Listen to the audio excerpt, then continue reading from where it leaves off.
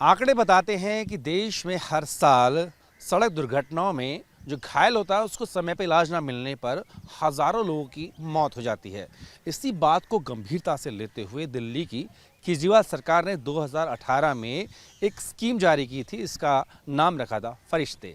होता ये था कि स्कीम के तहत अगर दिल्ली के सड़कों पर कोई दुर्घटना होती है तो उसमें जो घायल होता है उसे पास के किसी भी अस्पताल में अगर ले जाते हैं, चाहे वो प्राइवेट ही हो, उसको वहाँ पर मुफ्त इलाज मिलता था और उन अस्पतालों को भुगतान करती थी दिल्ली सरकार।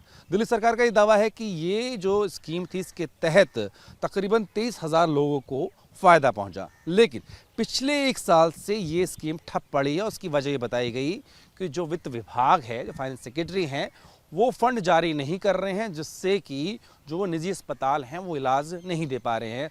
हुआ ये कि जो पूरा मामला है वो देश की सबसे बड़ी जो अदालत है सुप्रीम कोर्ट, वहाँ पहुँचा और अगर बात करें तो शुक्रवार को इस पर सुनवाई हुई। Justice B R. गवई और सुधांशु धूलिया की कोर्ट में सुनवाई हुई और वहाँ पर दिल्ली सरकार की तरफ से पक्ष रखते हुए एडवोकेट अभिषेक मनु सिंघवी ने कहा कि ये जो योजना है वो लोगों को लाभ पहुंचाने के लिए है और 23,000 लोगों को इससे लाभ भी मिला। लेकिन बार बार रिक्वेस्ट करने के बाद भी जो फंड है वो रिलीज नहीं किया जा रहा है और जो फाइनेंस सेक्रेटरी हैं, हेल्थ सेक्रेटरी है, वो इसमें फंड जारी नहीं कर रहे हैं। और ये भी कहा गया कि जो दिल्ली के उपराज्यपाल हैं उनसे भी रिक्वेस्ट की गई, लेकिन इसके बावजूद फंड रिलीज़ नहीं किया गया, जिससे कि जो योजना है ये खटाई में चल गई है और उसकी वजह से लोगों को इलाज समय पर नहीं मिल पा रहा है।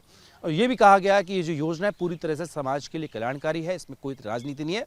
तो ऐसे में जो कोर्ट है वो निर्देश दे कि फंड को जारी किया जाए। हालांकि कोर्ट ने भी इस पर एक तरीके से आश्चर्यचकित तरीके से उन्होंने कहा कि ऐसा क्यों है कि दिल्ली सरकार की दो शाखाएं हैं वो आपस में इस चीज़ को लेकर के भिड़ रहे हैं। एक योजना चलाती है, दूसरा अगर फंड रोकती है।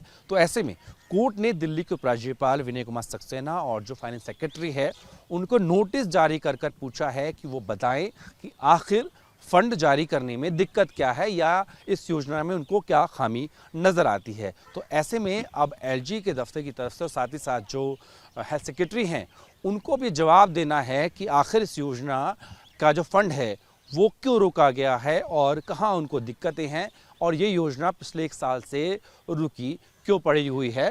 तो ऐसे में दिल्ली सरकार को उम्मीद ये है कि अगर कोर्ट का इसमें जिस तरीके से इंटरवीन अब हो गया है, तो ऐसे में एक बार योजना फिर से शुरू की जाए और जो लोग हैं उनको समय पर इलाज मिले और जो घायल हैं उनकी जान को बचाया जा सके। तो ऐसी जानकारियों के लिए आप जुड़े रहिए TV9 भारतवर्ष के जो हमारा डिजिटल प्लेटफॉर्म है।